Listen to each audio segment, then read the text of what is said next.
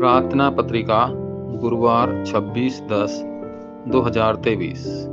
प्रतिबद्ध कार्यकर्ता जो सीजर के सामने खड़ा रहेगा। प्रेरितों 27:24। और कहा, डरो मत पौल, तुम्हें सीजर के सामने मुकदमा चलाना होगा, और परमेश्वर ने दया करके तुम्हें उन सबों का जीवन दिया है जो तुम्हारे साथ चल रहे हैं। यदि अवशेष सदैव सिंहासन की चीजों अपनी प्रतिभाओं के लिए प्रार्थना करते हैं, विशेषज्ञता, फिर बाकी सब सामने आ जाएगा। अवशेष मिशनरी है जो सीजर के सामने खड़े होंगे, इसलिए उन्हें किसी भी समय सिंहासन का आनंद लेने के लिए प्रार्थना करनी चाहिए।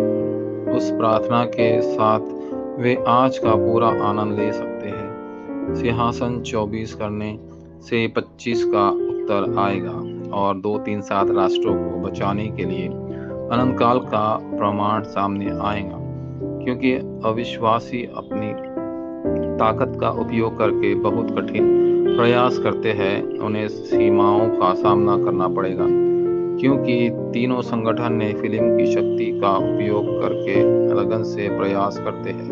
वे अंत आध्यात्मिक समस्याओं का सामना करेंगे, लेकिन अवशेष के लिए, क्योंकि वे सिंहासन की शक्ति के अंदर काम करते हैं, उन्हें अभूतपूर्व और कभी न दोहराए गए उत्तर प्राप्त होंगे।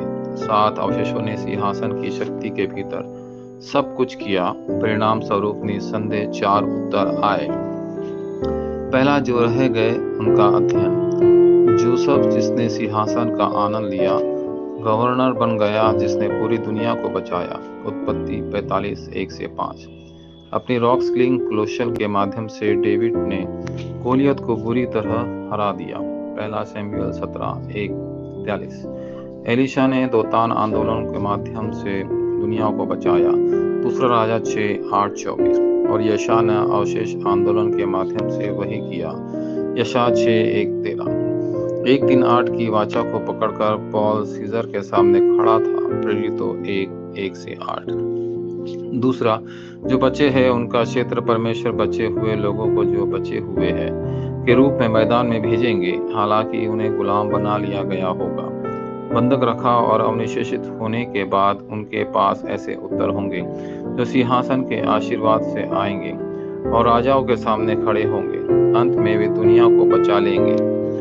तीसरा, जो बचे रहेंगे उनका संकट, झूठे आरोप और उत्पीड़ित भी आएंगे, क्योंकि कुछ और नहीं मिलना चाहिए।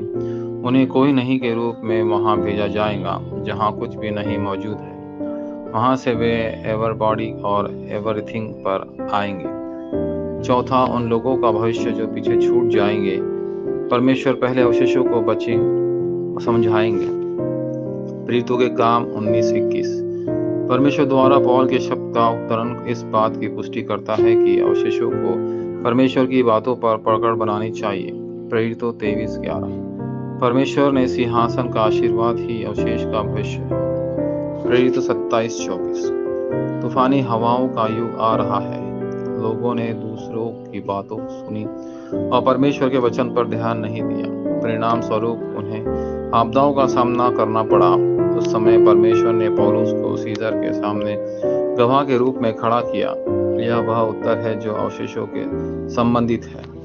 वाचा संबंधी प्रार्थना।